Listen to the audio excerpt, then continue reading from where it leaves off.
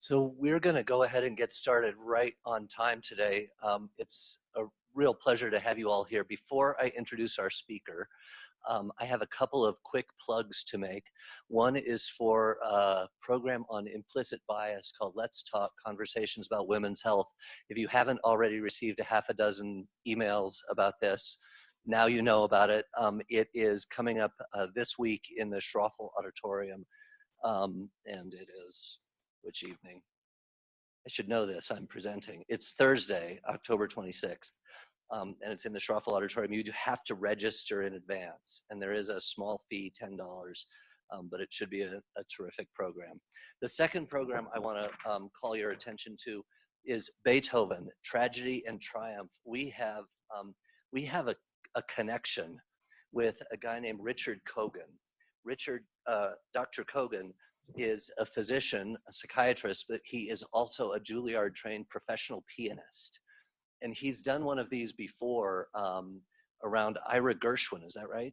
It was before I was here. George Gershwin, sorry. He did a George Gershwin concert a few years ago, sellout crowd, really terrific. He talks about the composer, about the mental conditions that the composer faced and how that affected their music. And then he plays songs and sort of illustrates what he's talking about. So it's a terrific way to spend an evening, and that is coming up Thursday, November 9th at 7 p.m. It'll be in the big auditorium over here in Ed 2 South. And third, Daniel, where's Daniel? Daniel, do you want to say a word about the class? We have a novel course that we are teaching, I believe for the first time ever at the University of Colorado. We have a course that will be held simultaneously on the Anschutz campus and in Boulder. And it's on the topic of the Holocaust and the legacy of health professional involvement of the Holocaust. So Daniel, say. Thanks, Matt. So I'm Daniel Goldberg. I'm core faculty here in the Center for Bioethics. And so we've developed this course that's being jointly offered through Anschutz and through the program in Jewish Studies at CU Boulder. So to our knowledge, this is pioneering. There aren't a lot of classes that are simultaneously offered on two campuses in the CU system. It's open to pretty much anybody, all graduate students, any health professional graduate student, and Anschutz can register for this class. Community members can register for this class as well, I think. So, but it's a pretty unique class. We're really excited about it. It's about the legacy of the Holocaust for health professionals, as well as thinking about continued issues of healthcare professional participation in atrocity, torture, genocide, things like that, what we can do to prevent them. So I'm pretty excited about the class. It's offered in the spring. Lots of information is on our website. Enrollment is open. And please, if you have any questions or concerns, you're more than welcome to contact me. Thanks. All right, and now to the main event. Dr. Franziska Eckert is a radiation oncologist at an academic medical center in Tübingen, Germany. And because she's about to tell her personal story, I'm not going to spend a lot of time on that, except to say that we've spent a little bit of time corresponding, and then finally we're able to meet in person this morning. And she is a remarkable person with a story that is really worth listening to. Thanks for being here, Franziska.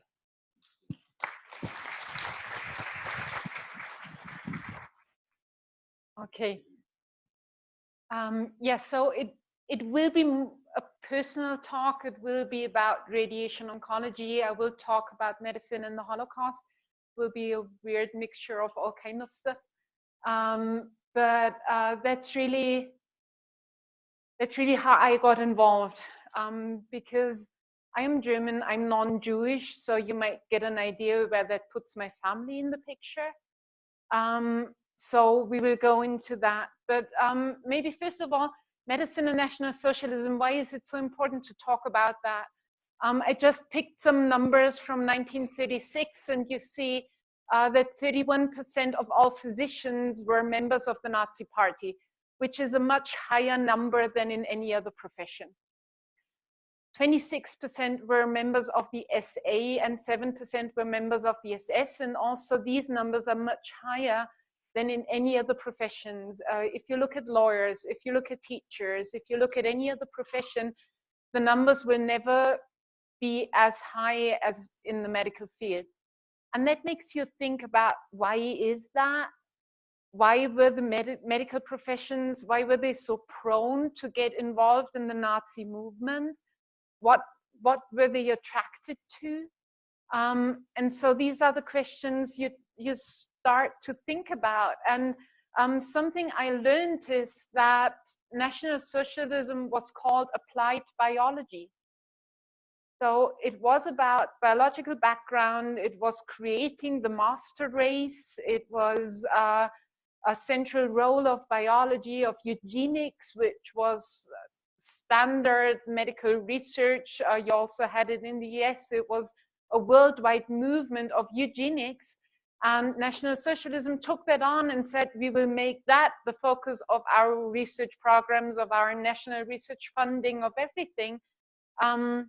And that might have attracted the medical field to it. They had a concept of what's called the Volkskörper, which means that physicians were not mainly responsible for treating individual patients, but it's like a national body, a national corpus of the German folk that the physicians were responsible for. And the value of the individuals were only by the use of the nation in its entirety. So someone who couldn't work for the society was of no use.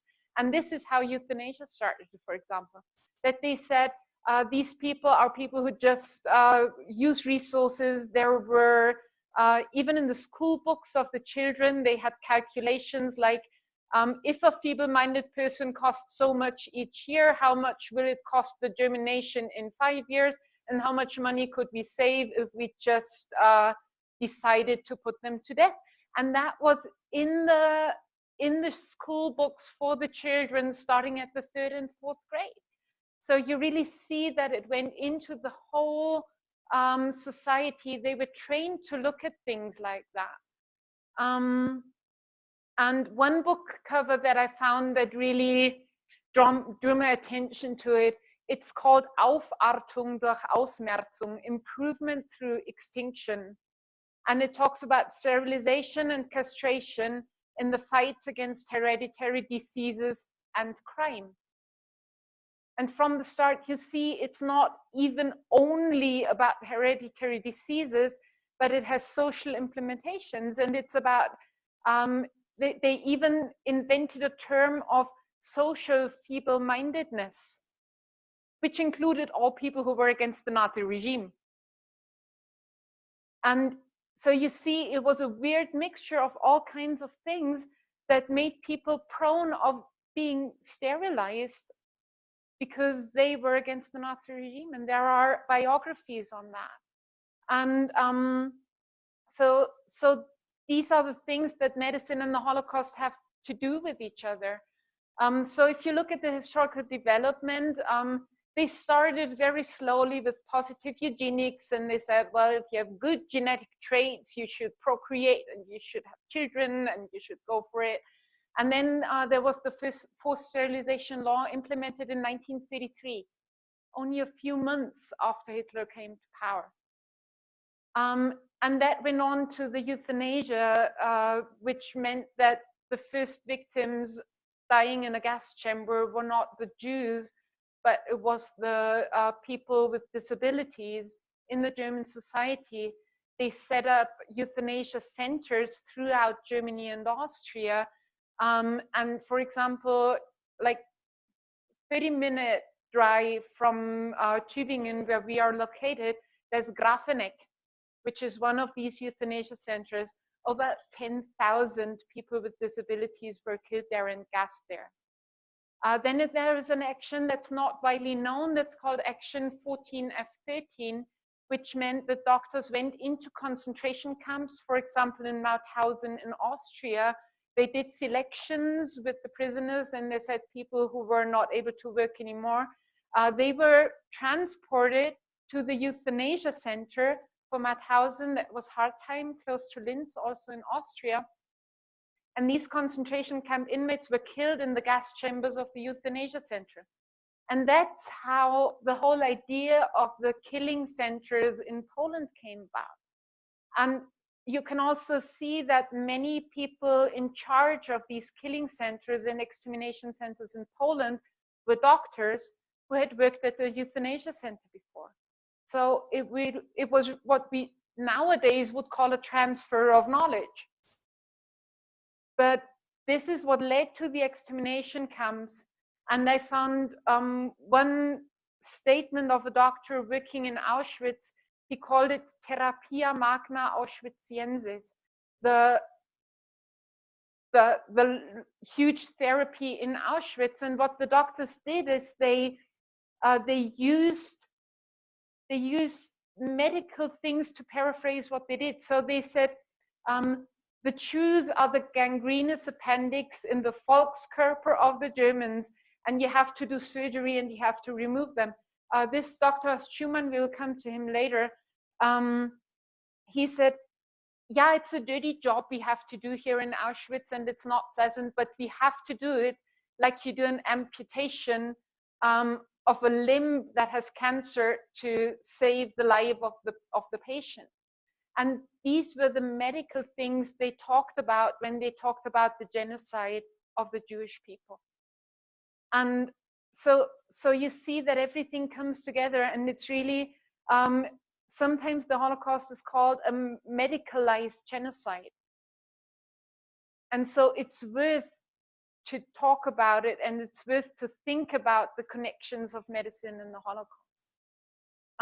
I came across this topic the first time I came across it when I found this book. It's only available in German.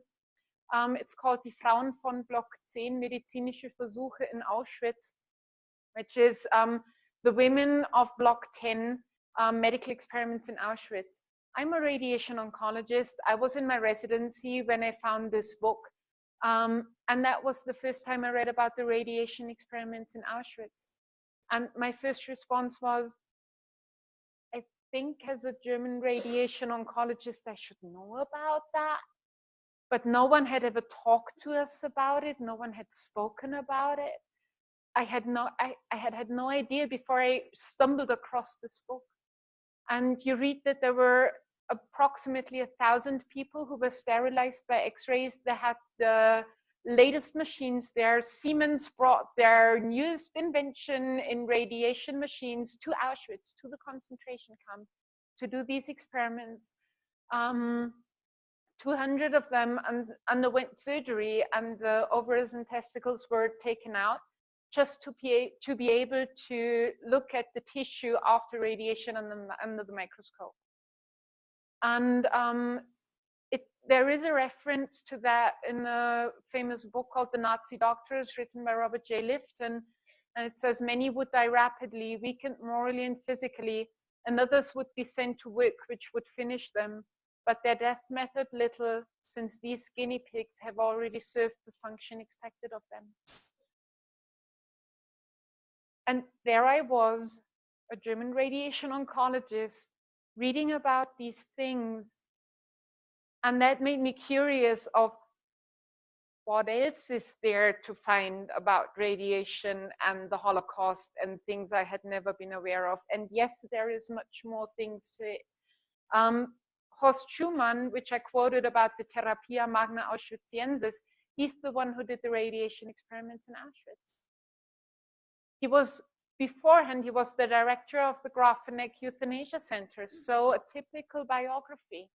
He was involved in this Action 14F13. And Robert J. Lifton writes his qualifications for Auschwitz extra castration were more political than medical. He went into hiding after 1945. He was never convicted, and he died in 1983. So these things make you think about things. As a radiation oncologist today, when we talked about that in a national committee working through that, a retired radiation oncology professor, when we talked about the sterilization, about these things, also about the next topic, which is the law for the prevention of offspring with hereditary diseases, which is this forced sterilization law implemented in 1933. And I had no idea that 2% of the sterilization, which accounts to approximately 7,000 women were done by radiation. And the details about it is there is a list of physicians and institutions who were entitled to do these forced sterilization. It's in the text of the law of 1936. So I found this list, I went through the names, and you see it's all the big names of German radiation oncology. The research prize of the German Society of Radiation Oncology is called the Hermann Holthusen Award. Hermann Holthusen is on this list. So you see, when you dig into the details of these stories, suddenly it's not, yes, there were some doctors who did experiments like Mengele, but it's what I call history is getting close.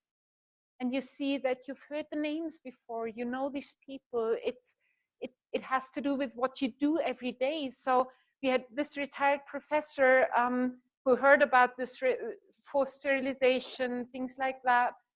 And at one point during the discussion,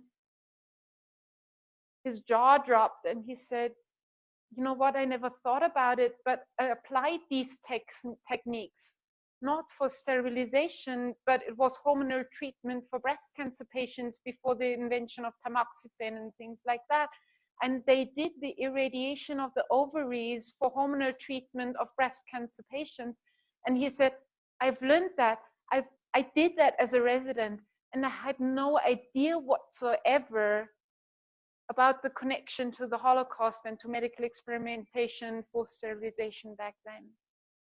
And you knew at that moment it had become personal for him, and he would never ever talk about this subject in the same way than before. When I talk to radiologists, I talk about the SS-Röntgensturmbann, which is an SS unit made completely out of radiology personnel. And they did tuberculosis screening. And that sounds good at the first moment. You say, well, that's a nice idea to do that. They had just invented the chest x-ray mobile units, things like that. But then you read things like, well, yeah, we plan to do that in Poland, and with the Polish people who have tuberculosis, we plan to do special treatment on them, which is a Nazi euphemism for just murdering them because they would be a danger for the Germans who would settle in Poland. And so this is a picture of the Röntgensturmbann SS Hauptamt cars that went throughout Germany to do this X-ray screening, first on Germans, then on Poles. And this murder of the Polish people with tuberculosis, it was not implemented, but when you read the plans for it, you get the idea of what was behind that. And then another topic we looked into is the persecution of the Jewish physicians, because as early as April 1933, there was law for the restoration of professional civil service, which meant that all doctors who were in the state service, who were Jewish, were kicked out of their positions. 1934, those barred from medical licensing are physicians of non-Aryan descent and physicians on the National Socialist biologistic concept of race defined in terms of blood, or whose spouses are of non-Aryan descent. And then anyone descended from non-Aryan, particularly Jewish, parents or grandparents is deemed non-Aryan. 1937, there is a physician rights registry which lists all the physicians in Germany. And in 1937, everyone who is Jewish had a semicolon before his name so that he could easily be identified. And in 1938, the edition of 1938, these names are not there anymore, because in 1938, the licenses of Jewish physicians were revoked and they were not allowed to practice anymore. Which you can see here, it's Jewish physician, and it says, Achtung, Jude, Besuch verboten, caution Jew, consultations prohibited. Or this Israel and Jakobson, licensed for treatment of Jews only. So you see that the Jewish physicians were completely marginalized. And we found names of about 160 physicians who were in radiology or radiation oncology, who were in this category. We published the list. And one example that really shocked me completely is Leopold Freund, because I had heard about him. He did the first radiation therapy worldwide in 1896. So I heard German radiation oncologists refer to him as the father of our specialty, the founder of radiation oncology. He's like the guy in radiation. 1903, he wrote a textbook of radiotherapy. 1914, he became a professor in Vienna. And no one talks about the end of the story. He was Jewish. He was kicked out of his position in 1938 in Vienna. In 1939, he emigrated to Brussels, and he died in exile in 1943. And there's not a single biography about him mentioning these facts. The Austrian Society of Radiation Oncology have the Leopold Freund Research Award. And even with them, they've never looked into the story. The only thing I came across it was when we had the European Society of Radiation Oncology meeting in Vienna. They said there was the Vienna School of Radiation Oncology founded by Leopold Freund. They were so proud of him.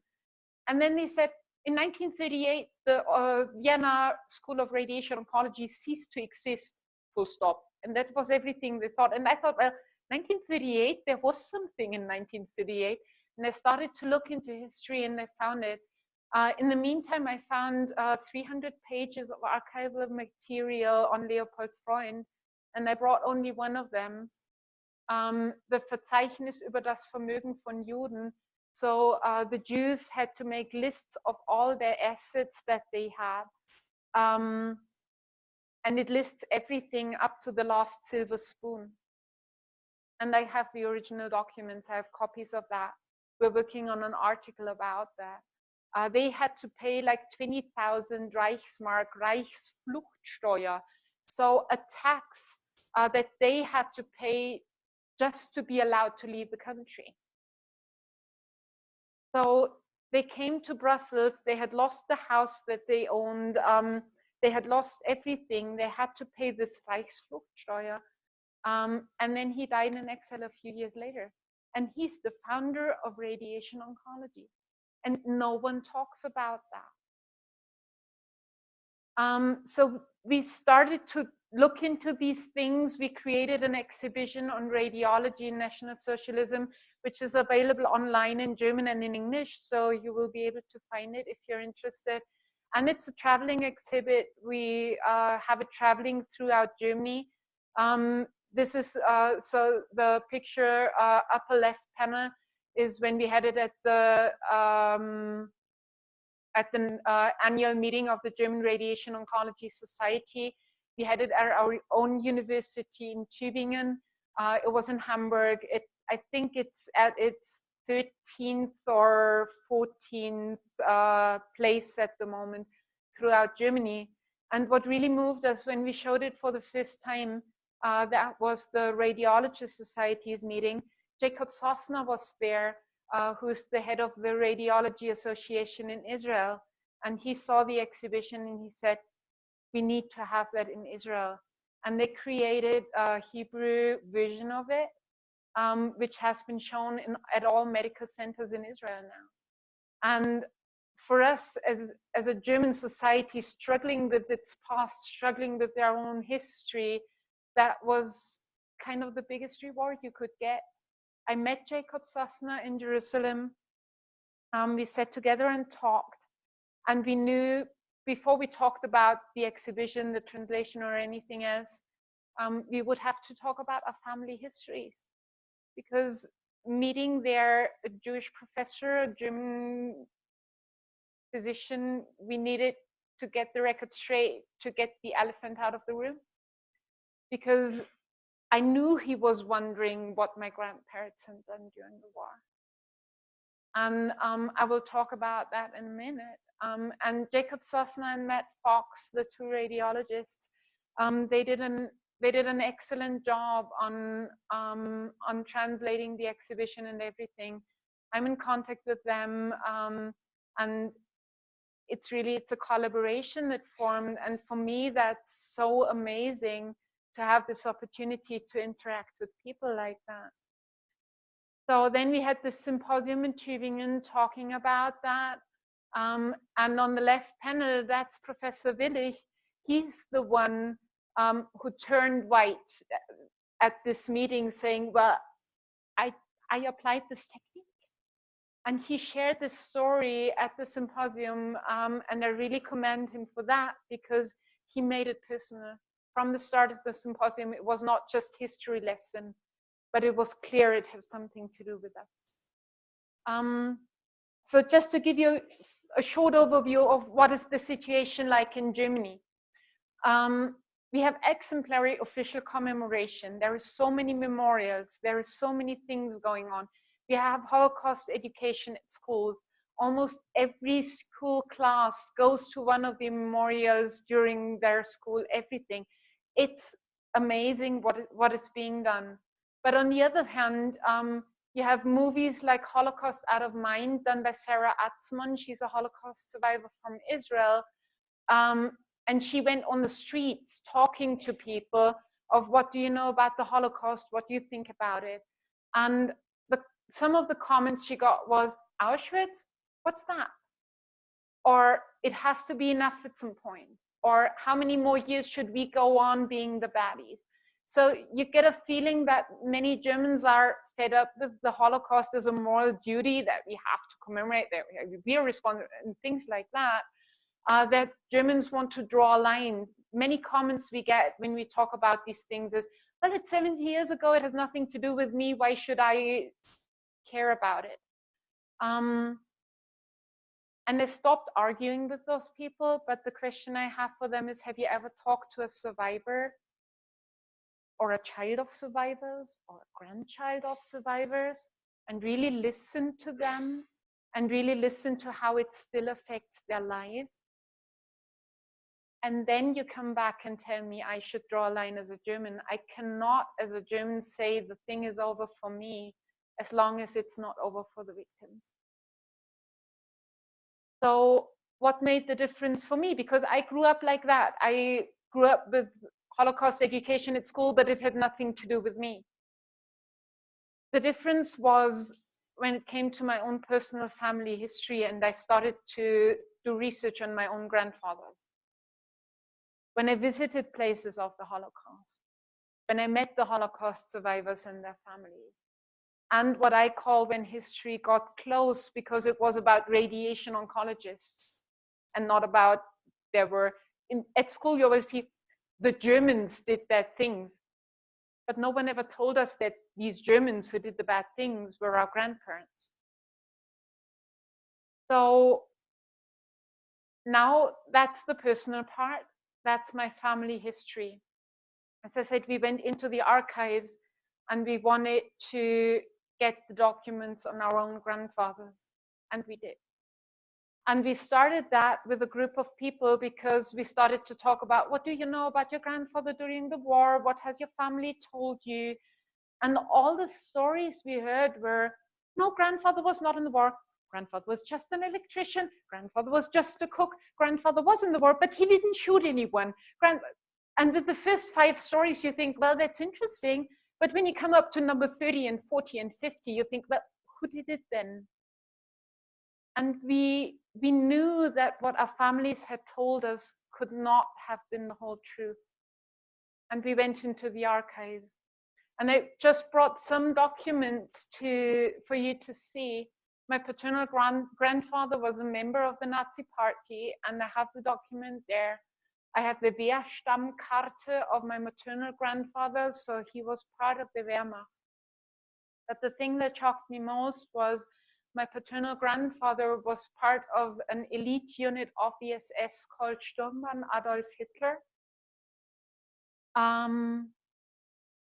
He was at two big tank battles. One was the Battle of Kharkov, which is in the Ukraine in 1943, and the Battle at Kursk in Russia.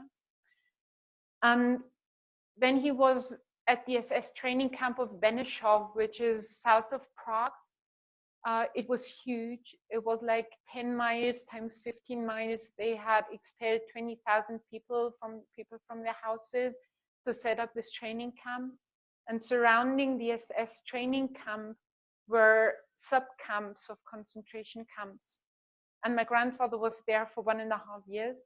There's hardly any documentation on that, but he was first in the war and then in the training camp, which most probably put him not in a spot of being trained there, but of training people there. And then you start thinking about, what did he train there? It most probably was not just how do you drive a tank, but there was ideology training with all these sub-camps of concentration camps around it. I have no idea what went on there, but you start thinking. Then I started to read into, well, what about the Holocaust in the Ukraine? What happened there during the time my grandfather was there? And there is a book on that that speaks about, in the Ukraine, there were no extermination camps like in Poland. But what happened in the Ukraine is the Germans would go from town to town, from village to village, bring the Jews together, drive them in the woods. The Jews had to dig trenches. They were shot person by person and covered by earth. And there are eyewitness reports that 2 days later, the ground still moved because not everyone was dead and people tried to crawl out from these trenches. And then you read in the history books that everyone who was there as part of the SS knew about it, saw it, and most probably was part of it. And I came up with the knowledge, and I had to handle it, that my grandfather most probably is a mass murderer, because he might well have been part of these mass executions in the Ukraine. And so this again was really getting history close to me, because suddenly it was not the Nazis did bad things, but it was my grandfather is a mass murderer. And then only 2 years ago, I found the denazification file of my grandfather. So after 1945, all the Germans had to fill in forms of what had they done during the war. My grandfather deserted from the SS. This is the only part my family told me. But that was like 3 weeks before the Russian army came to the training camp where he was, which makes you wonder what his motivation really was. He got rid of the tattoo that all the SS people had. He went into hiding. He was never held accountable for anything he had done. He founded his own business in 1946. He married. And in 1947, my father was born as the oldest of 5. Contrasting that to stories of Holocaust survivors, many of them will tell you, we've been in a displaced person camp until the middle of the 50s. We barely got our life back together. Things like that, stories like that. Contrasting that to the story of my grandfather, who had it all down only 2 years after the end of the war, was the next shock I had to work through. And in his denazification file, there is the question of, have you been part of any of these organizations? And then it's called the NSDAP, and he wrote, yeah. And then the SS and the Waffen-SS, and he wrote 9. No. And there were no further questions. So seeing that again was like, okay, he did these things before 1945. But in addition to that, after 1945, he never faced up to what he had done. And that was really the next thing I had to deal with, I had to work through, and I had to think, well, what does that have to do with me? And then what started is I started to go on to medical trips, medicine and the Holocaust trips, on trips, what I call trips into the past. And these are just some impressions from one of those. The picture on the left is a beautiful little castle in Austria. But this is Hartheim. This is the euthanasia center where 10,000 people were gassed. And the gas chamber is still there. When you go into the basement, you see the gas chamber there. Then Mauthausen, the concentration camp where they did these selections in the Action 14F13. And from there we went on to Majdanek together with a group of medical professionals, mostly from the US, together with 2 historians. And that trip was one of the most intense weeks I ever had, because I was the only German, and everyone else who had a family history with the Holocaust was from the victim side. I was the only one with a perpetrator's background. And so on the first morning when we met as the whole group, I went up to the leader of the group and said, can I just pack my suitcase and go home again? But during the week, we talked a lot about my background, their backgrounds, what we learned from the past. And at the end of the week, we all came together and said it was a unique experience, and we've learned a lot for our medical work in everyday life.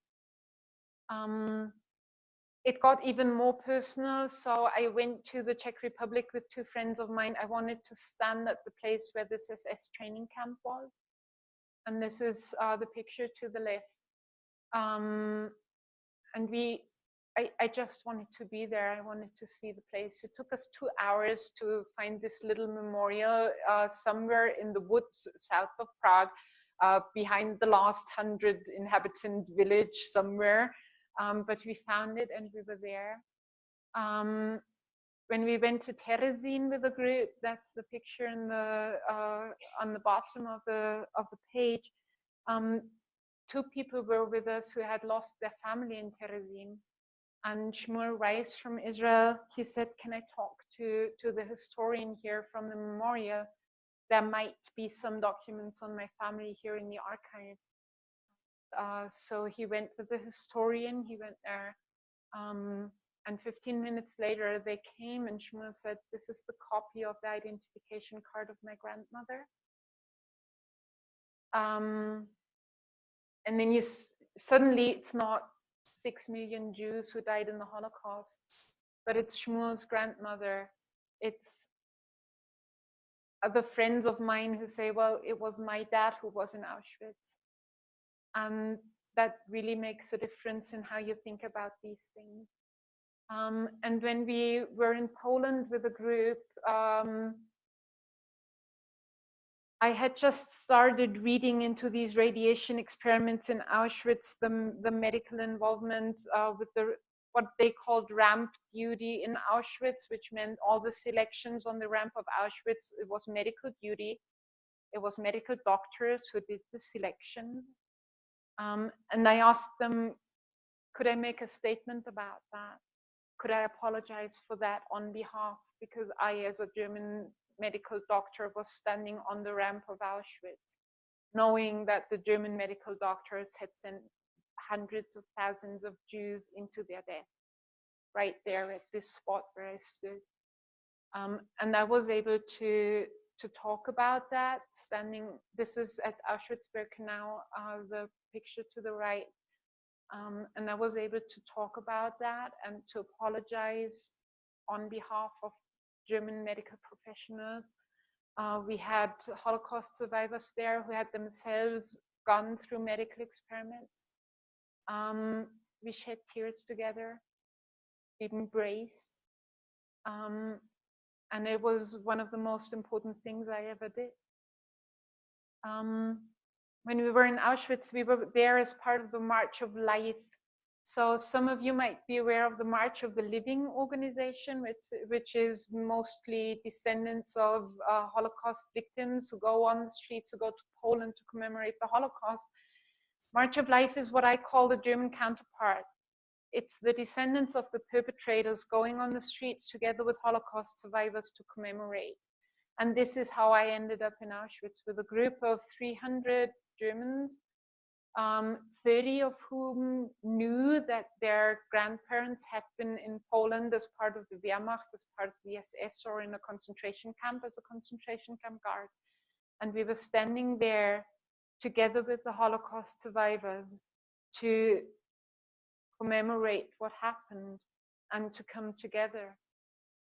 It started in 2007 when we found out that right next to our little place of Tübingen, there were a bunch of concentration camps, which were not that large, but when you read eyewitness accounts, it says it was one of the most cruel concentration camps they had been in. And we found out that the death march at the end of the war went from there to Dachau, which is like 250 miles. These emaciated prisoners who had done slave work for months were in this death march. Anyone who was not able to march anymore was shot on the spot. And what really appalled us in Germany, there is kind of a narrative of, no, we haven't known anything about it. No, we haven't seen anything, things like that. But these death marches went through the villages and through the towns. And it was like a sign of, they must have known, they must have seen it. And our response was like, well, we have to do something about it. We cannot just do nothing. And so our plan was to take like 30 or 40 people, cover the whole stretch by foot, walk it in different stretches, different groups of people, just to let people know we are aware of what happened. The amazing thing was that we got phone calls of Holocaust survivors of, can we join you?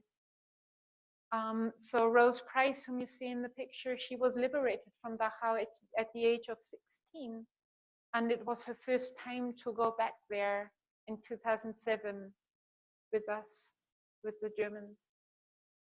It was an amazing experience for every one of us. And to see the transformation of her life during this trip, we knew we could not stop doing that. So 2008, we had the next march in Eastern Germany, and then we had marches in Poland, in Austria, in Lithuania, in Latvia, in the Ukraine. We went to different places. It spread to the US. It's called the March of Remembrance here. And what we do is, first of all, we want to remember on a very personal level with our own family stories. Like I told you mine, this is what we do at the marches. We give room to the Holocaust survivors to tell their stories. And then the Germans get up on the platform and say, my grandfather did this, my grandfather was here. When we went to the Ukraine, we had 30 people who knew that their grandfathers had been in the Ukraine, and we stepped up and shared the stories. It's working toward reconciliation between descendants of victims and perpetrators. And it's also taking a stand for Israel and against modern anti-Semitism, because we cannot just remember the past and do nothing about what happens today. And these are just some pictures of the marches of life we had. Next year, we will do a March of the Nations in Jerusalem, because it's the 70th anniversary of the foundation of the State of Israel. And we said we will invite all the people who had been on one of our marches to get to Jerusalem and set a sign for commemorating the Holocaust and against anti-Semitism in Jerusalem. And so I want to close with, what have I learned for medical things and ethical, medical ethics today? How has all this affected my own everyday work as a medical doctor? And just some things to summarize is, one thing I learned is, when you talk to people, many people say, well, no, that cannot happen again. Now we have the Nuremberg Code and the Helsinki Declaration is in place and everything's fine. But you have to know that in 1931, a document was published in Germany, which was quite similar to the Nuremberg Code and the Helsinki Declaration. It just didn't apply to the disabled or the Jews, because they were not considered human anymore. So it was in place for the German Aryan citizens. but it didn't apply to the Jews anymore. And this is why for the German doctors, there was no contradiction between having an ethical code and doing these atrocities. So this is one point that I've learned. The other thing is, might be a provocative statement, but when you look at this forced sterilization, it was evidence-based medicine. There were articles written about it. There were dissertations on it. It was clear that how you do it and it works and everything. It was financially rewarding for the hospital as well. Even legalized. You had the law in place of you do that. And I thought to myself, well, what would happen if you end up there in residency and the head of the department tells you, well, this is just how it works. And he says, yeah, there's this law and it's everything's fine. You're not responsible for it because there's law there. And here are the scientific articles that it's good to do that, things like that. What do you need to get to the idea that even if all that is true, it's not the right thing to do? How do you get to this point? And I also, and this might be the part that really relates to my everyday practice the most, is we are always in a risk of dehumanizing people. So I work in oncology, and sometimes you feel that there is kind of a push. You have to get patients into clinical trials. You have to do that. You have to do things like that. You have to try to get into this direction, or even things like you have 5th patient with breast cancer today. But to really get sensitive to the issue that the patients we deal with are persons with their own values, with their own value as a person, with their own hopes and dreams. And sometimes it's one word, one sentence, one thing you can do so that the patient will know that you appreciate them as a person. It will make a huge difference, especially in oncology, because I always tell my patients, you know, I'm aware of the fact that you're here with a new cancer diagnosis and that you're completely out of the mind at the moment, and so that's completely okay with me. Things like that, little things for the patients to know that you don't just treat them as a case. And that's something that during the last 5 years that I spent digging into the Holocaust history of medicine, I really see a development in my own sensitivity to these issues, in my own sensitivity to the patients. So I see that dealing with the past is not just a theoretical issue, but it really transformed my way of practicing medicine every day. And with that, I want to close to leave some minutes for questions. These are the people I've been working with during the last years. I'm completely grateful to every one of them. And I just want to mention Bill Silvers, who invited me here to Denver, because without him, I would not be standing here and talking to you. I met him on one of the Medicine in the Holocaust trips in May. And with him, like with Jacob Sosna, we knew we had to talk family history first before we plan anything else, because his family was in the Holocaust, my family was on the perpetrator's side. And we started to talk about these things, and what happened with most everyone I met from the victim side is the more honest you talk about these things, the more the hearts get connected.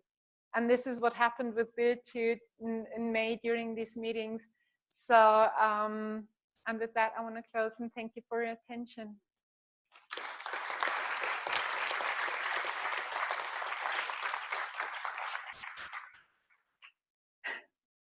Questions?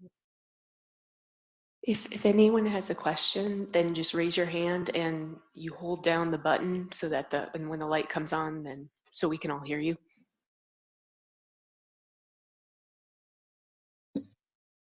Dr. Eckert, that was an excellent presentation, and I applaud your honesty and bravery for not only presenting on this subject, but to share your own personal story with your family.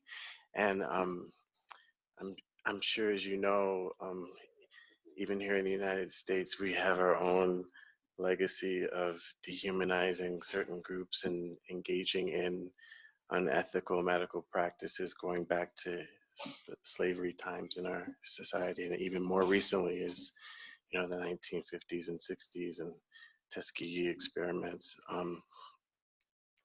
But I think one thing that I hope that as a German citizen you can be proud of is, I think that your country does a tremendous job of acknowledging their past and not letting it become a footnote in history, but so that members of German society can be reminded of what happened, so that these mistakes, tragedies don't happen in the future. It's something that we can learn from, I think, as a country.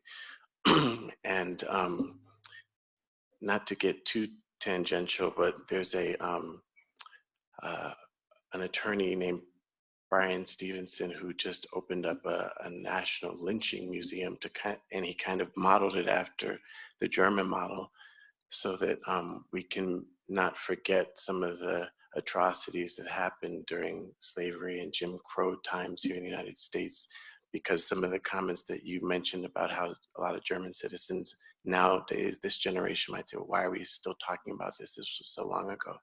It's important. But what I wanted to ask you was, one of the things that I see that's a little different in terms of our history and German history is there was a whole regime in charge, and a militarized one and a violent one that maybe even without speaking any words sort of set the tone for what how everybody in Germany was going to function, maybe whether they wanted to or not, maybe whether or not they had the highest ethical and morality makeup as they may or may not have had. How do you sort of, or do you make a distinction between a German physician in the 1930s that literally, maybe when they were 18 or 19 years old and decided to go into medicine and be ethical, and now they're under a Nazi regime that is dictating to them how they are going to function, and perhaps if they didn't, they could lose their own lives, versus that sort of the analogy you gave about, an attending here in this setting that might tell you, do this sterilization or else. I feel like, do you see a distinction between maybe what physicians, and I'm not excusing immorality and unethical practices by any means, but do you see any kind of distinction between kind of maybe what German physicians were up against then versus now? And then also, I'm just curious if any of your research revealed, how were Jewish patients being served and treated? Like, did there have to be sort of an underground movement, sort of like in a Schindler's List kind of way, where if a German physician did say, listen, I don't care what Adolf Hitler is and his regime is telling me in this hospital or whomever, I'm going to serve the sick, the disabled, the disenfranchised regardless. And if I have to do it in an underground fashion, I'm going to do it even at my own family's risk or my life's risk. How are German Jewish patients even being served? So maybe to the first question, yes, of course, there is a difference in responsibility. It's also, so Judith is with me, she's also from Germany. Her family, her grandfather was part of the Wehrmacht. He was part of the paratroopers in Greece, and he was in Stalingrad. But I think there is a different level of responsibility of being a Wehrmacht soldier or part of an elite unit inside the SS, definitely. There is the narrative of, if I had said no, I would have been killed as well, which is only partly true. So for example, the physicians on the ramp in Auschwitz, there was one physician who said, I will not be able to do that. and nothing happened to him. He was transferred back to Germany. So it's also kind of a part of the German narrative of not facing up to their responsibility and saying, okay, I was in danger of my life. Even with the shooting squads in the Ukraine, people who said I won't do that, nothing happened to them. So but that's something we had to learn, because our families had always told us the same story. And with the Jewish patients, mostly they were treated by the Jewish physicians in an underground way. So there was even in the ghettos, even concentration camps, there was Jewish physicians who kept up medical practice. I think it was the Warsaw ghetto, where they even set up kind of a medical school. So that's something that I had not really been aware of, but people in Israel and people here have really been working on that to find out how that happened. But it was mostly the Jewish physicians who took care of it. And there was plenty of Jewish physicians in Germany at that time. So, but they all lost their jobs and their licenses.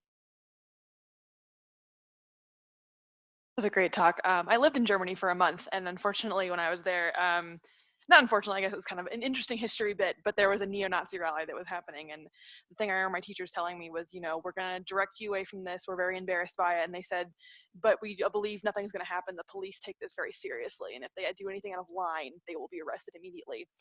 And with things like this, there are those people who choose to have the same ideology afterwards. And I know that we have this problem in our country as well, but I don't think people in positions of authority in this country don't seem to take it quite as seriously. What do you think, without being too political, what could the U.S. do to have kind of that same mentality where, if you're gonna rally, the police are gonna be there and stop you from doing so and stop you from being violent, so we don't have things happen like what happened in Charlottesville about a month ago.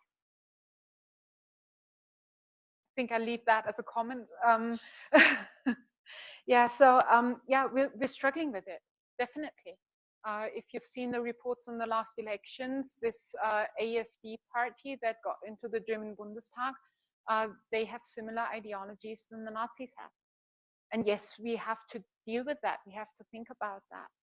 And so one thing we see is that it has to do with being fed up with being taught about the Holocaust, and now it's on the rise again. And so the only thing I think we can do is talk to people, teach people with our personal stories, and what I call is history getting close to them, reach them at a point where history lesson is not theory anymore, but they understand it has something to do with them, it's something to do with their ethical values and what they do. And that's the only thing we can do on an everyday basis to work against those things.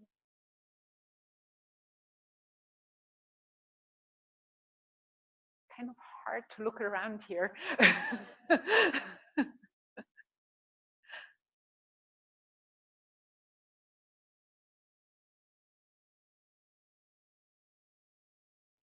I'll just make a comment. So coincidentally, Friday I was at the Holocaust Museum in DC, and when you go there, people say, "Oh, you're going to see all this, and you're going to be heartbroken." And the thing that got me the most, and I've been speaking about it with my friends all weekend, was that in introduction of the Holocaust Museum, they're showing the rallies with the swastikas and the fire, and right next to me, there were 20 kids with Make America Great Again hats. And I know there's different meanings for that, but it just felt like the bad taste, wrong place. But the bigger question is, these were kids who have parents who are supposed to be educating them through history. So it's kind of a hard point to see. And then next to me at the museum on the other side, there was one of the managers, and I asked him, I just finished the Holocaust Museum and I could not find the word xenophobia anywhere on the museum. So it's just a comment that there's still a long way to go, but it's with education that any difference will happen. Yeah, so for me, when people ask me about, well, what about issues in other countries, things like that, I always say, well, I can only own my own history.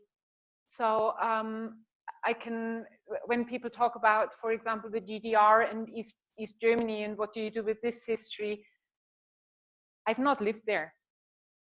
So it's hard for me to teach on that in a similar way than I can teach on medicine and the Holocaust, because there's the personal connection for me.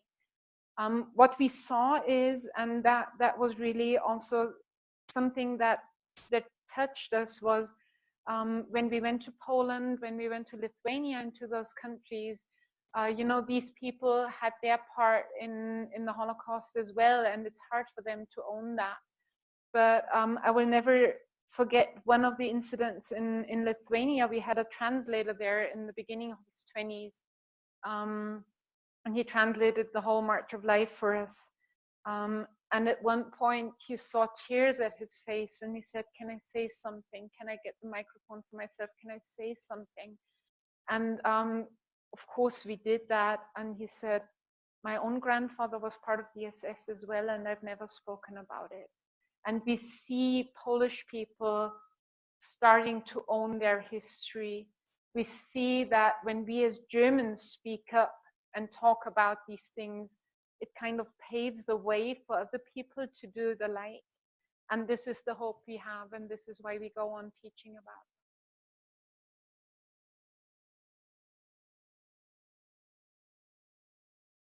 it. There's no other questions. Thank you very much.